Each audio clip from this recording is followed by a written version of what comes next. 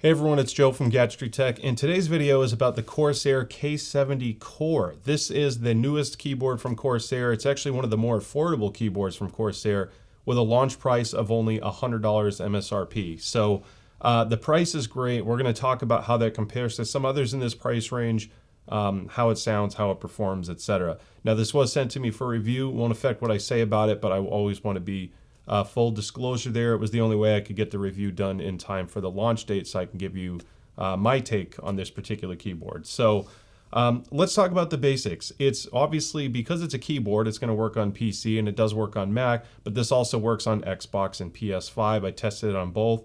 No issues there, no special drivers required, and on the PC side, you of course want to use iCUE for your customization. Now the keyboard is obviously a 10-key design, and the keycaps are double-shot ABS plastic, and they are removable. The switches themselves are soldered, which is kind of normal in this price range, but they are nice switches. They are real, full mechanical switches, no hybrid mechanical and membrane switches to reduce costs. It is a full mechanical switch, and it's a red linear switch from Corsair. Now keyboards are a passionate hobby, and I know I'm going to get some comments down below for how you can build custom for less or a comparable price, or that this is nothing compared to custom. I've been building customs lately. I finally wanted to start going down that rabbit hole to really see how it compares, and while there are some pros to going full custom, price is definitely not one of them. Now there are some less expensive boards that are starting to hit the market now, but when you get a mainstream brand like this from Corsair that's giving you the iCUE software that a lot of people are familiar with, then you get the 2-year warranty support, and frankly, a very well polished customization experience that is going to give you a little bit of a price bump, but I'm happy to say that at $100, it's not too bad. So let's talk about some basics. Like I said, they're ABS, so over time you are going to have a little bit of ABS shine. That's just how ABS keycaps work. You can always switch to PBT later, or you can buy the K70 Pro, which is $170, $180, and that gives you the double shot PBT caps. It gives you a larger onboard memory, 8K polling rates, etc. So it is a better keyboard. That's what you're paying for, yet they also give you a very wide selection of switches. This, at the time of the review that I'm aware of, is only available with the red linear switch. Typically, that's my favorite switch anyway, because it's a good, it has a good error tolerance. I'm not typing the keystrokes incorrectly, but it's still really fast for gaming. So I do like the switch. I'm glad I went with it. But if you're looking for more down the road, maybe keep an eye out or see if there's other configurations out there that you like more. Now looking at the bottom of the keyboard, there's a couple nice little attention to detail pieces here as well. So the cable that's coming out is fixed on the left side of the chassis. There's no cable routing, so you can make it come out of the center or the right side. These feet, it's rubberized, so you have the 4 feet here, so when the board sits flat, you have 4 contact surfaces that are going to help minimize the sliding on your desk. If you flip this open, it does not look like it's a rubber foot because it's so seamless with the actual plastic, but this entire foot is rubberized, so you can hear the difference. So, and my nails are getting longer right now, but it does a good job at maintaining low slip, even with the feet are up. Some boards in the entry-level price range, they kind of cheap out on the rubber feet when the feet are open. So I like that. This is actually metal as well. So this little premium piece, even though you're not going to see it because it's facing down, when you unbox it and handle it, you don't feel like you got a budget board. And I think that's those little attention to detail pieces, like the lines in the chassis. None of that was needed on an entry-level board, but I'm glad they did it.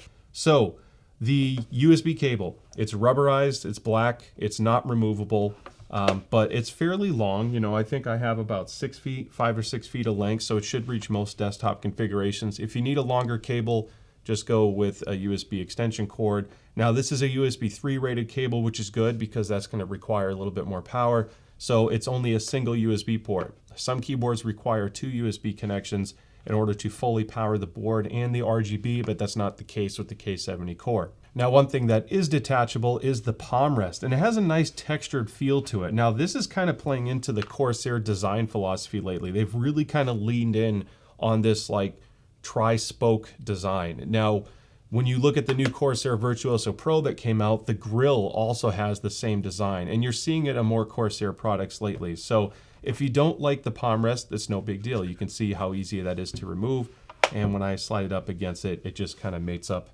really nicely. Now the edge of the keyboard has a chamfered edge. It's not a hard edge, and it is a textured ABS plastic. This is going to be nice for helping to resist fingerprints, but it also feels good against your skin. You know, if your hands tend to rest on the edge of the chassis, there's no sharp edge or uncomfortable points. Usually when you have an angled edge like this, it's actually more durable as well. If something ever hit it, it's less likely to have a dent or an issue there.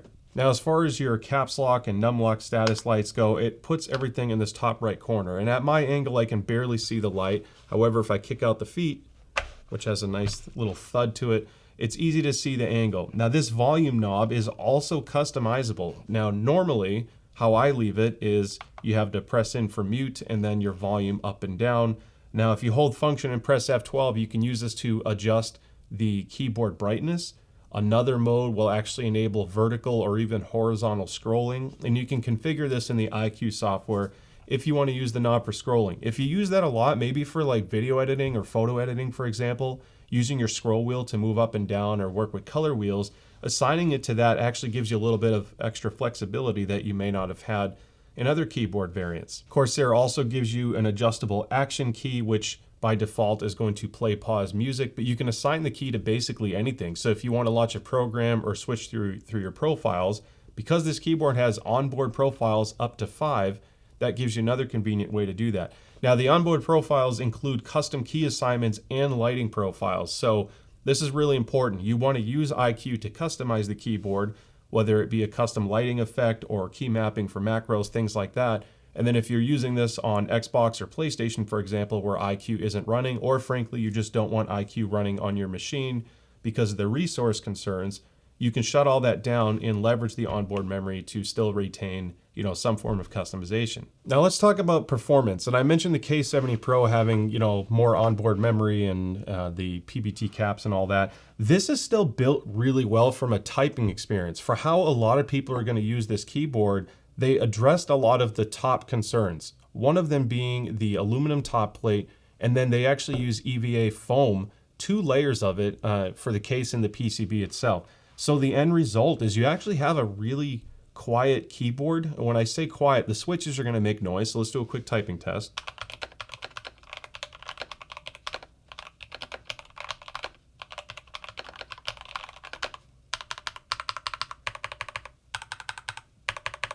So as you can hear, it's better. It's not silent. There is a little bit of resonance, and the resonance is kind of inconsistent. So the Alt key actually has more resonance than something like the S. So here's an S tap. Then I'm going to press the right Alt.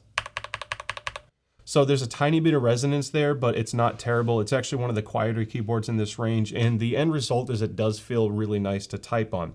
Now, the one thing that I noticed, the stabilizers are excellent, by the way. There's very little key wobble on the switches, the space bar, the shift key.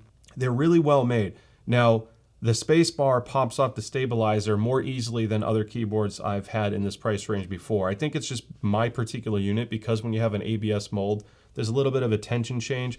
However, every now and then when you move your keyboard on your desk, my thumbs pretty much always press against the space bar just because of how I handle it. And when you push on this a little bit, you can see how easy that was to lift. Now it's wobbling. I don't have to push hard.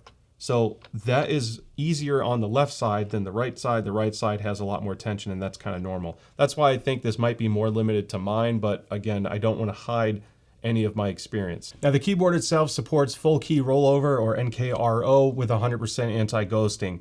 The switches, the red linear switch, which admittedly has been my favorite type of switch. I usually prefer any variant of a red because of the balance of keystroke length, the keystroke force, and the actuation point. And this is no real departure from that. So the total keystroke length is 4 millimeters. It has a 1.9 millimeter actuation point, and it takes 45 grams of force to depress and actuate. Now, that translates into a good balance of typing and speed and accuracy. So it's good for gaming and typing. Basically, how a lot of people use their keyboards is you have a mixed use of trolling people on Discord and then going on a first-person shooter game or whatever game you're playing later, and hopefully being competitive. So I think the red is a good choice for a base switch configuration. They may increase or provide more options down the road, but as it stands now, I can see why red is the primary pick. Now, personally, I'm not a huge fan of ABS caps because I'm kind of OCD with my keyboards and I don't like when they have a shine. Now, I plan on putting PBT caps on this, so maybe I'll show some pictures of what it looks like with that. However, the keycaps themselves here are actually quite nice. They're double shot and they have a slight texture to them. And the legends, of course, are very easy to see as well. It's a good mix of RGB performance if you're looking for bright lighting, but it's still very clear and easy to see. And because it's black with a clear RGB transparency, I guess, you know, like basically if I were to turn the brightness off, so let me do that now. So you can still see the legends even without RGB. Now it's not as clear as some other high contrast options out there, but at least it's still legible. And obviously as you increase the backlight, it's much easier to see. When you press function, you can see that the illumination changes. This is showing you what your options are when you hold down function. So I like the dynamic lighting approach, and you can toggle through your profiles up here by holding function in F2. Now, the other thing I want to point out is the customization. So I mentioned that you can customize the keys. You can reassign all the keys on the keyboard.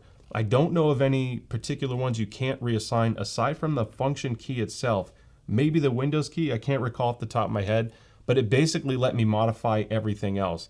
Now you can even individualize every single color or key switch, keycap color. You don't have to do it all as a group. It's not like you're forced to pick the main keys, WSD, the numeric keys, things like that.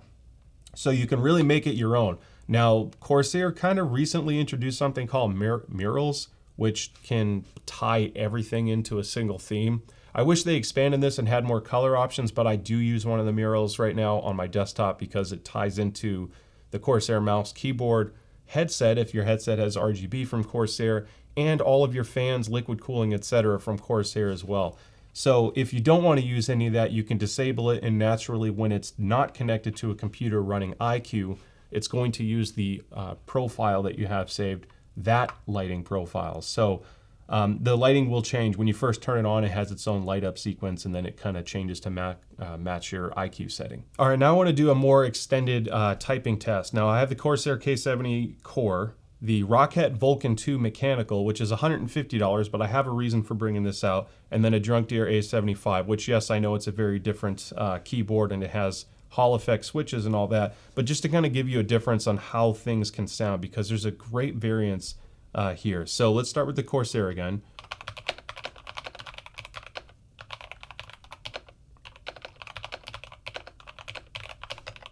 Then I'm going to go to the Roccat Vulcan 2.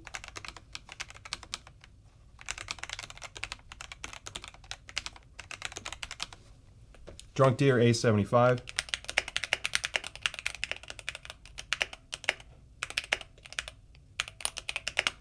So very different sound. So what I can tell and what you can notice is this obviously has a much louder key press. The Roccat is actually a little bit louder than the A75 for the bottoming out sound, but not by much. It's more like, I guess it's not louder, it's a thinner, crispier sound, and this is a little bit deeper, but it does have more volume to it. Now, the Drunk Deer has the most resonance, chassis resonance here. So I'm gonna tap the right, I'm gonna tap a key and I want you to hear what this sounds like. You can kind of hear a pinging sound. I'm gonna go to the Corsair and hit the loudest key switch I found, which was the right Alt. Has a little bit of a resonance, but not that bad. And then if I go to Rockat's Vulcan 2, it gets louder when you press it hard, like the bottoming out sound, but it never resonates. So this is a $150 board. It's still using ABS with non-removable key switches, and it's using a red switch as well. Now these are Titan 2 optical switches, so I think they're rated at like over 100 million switches. The K70 Core is rated for 70 million switches, and these undetermined, but they should last a very long time because they're magnetic. Look, I like the K70 Core, and there's one other thing. I talked about the spacebar before. Little attention to detail. They even put foam under the spacebar. So typically a spacebar is going to resonate quite a bit, and I'm glad to see that even on a more budget level board, they have some additional foam or treatment to the chassis to minimize some of the noise. I think this is a good board for a lot of people. It's not going to be the best keyboard out there, period, of course. There are some sacrifices that had to be made. Now, the overall typing experience for normal typing is really good. I never really hit the Alt key hard. I just wanted to show you where that resonance was. As far as day-to-day use goes, honestly, I like the board enough where I'm going to experiment with it and really use it for a while with PVT caps, because I think that'll give me the customization I'm looking for. If you get PVT caps, just make sure that you get one that has the RGB light pass through on the north side of the switch or the top side of the switch. Some of them, it doesn't matter. You can get a switch that lets light through, like these, for example, are, you know, pretty symmetric. There's no particular spot that's favored, so you'd be fine there. But just make sure if when you look at your legends that they're towards the top of the switch or the keycap and not the bottom. That'll make sure the RGB shines a little bit brighter. While not perfect, I think what they did crush it on is the overall value at $100. It has a pretty good typing experience, and I like the red linear switches. I like the design of it because it's very sleek, and this textured finish is going to help make sure it looks good for a long period of time. It actually does a really good job at hiding fingerprints too, which is cool. So overall, a great keyboard. I hope you found this video helpful. Don't forget to shoot me a comment if you have any questions, or subscribe because I'd love to see it the next video out there. I have more coming on this. And with that being said, thank you so much for the support, and I'll see you next time. Bye.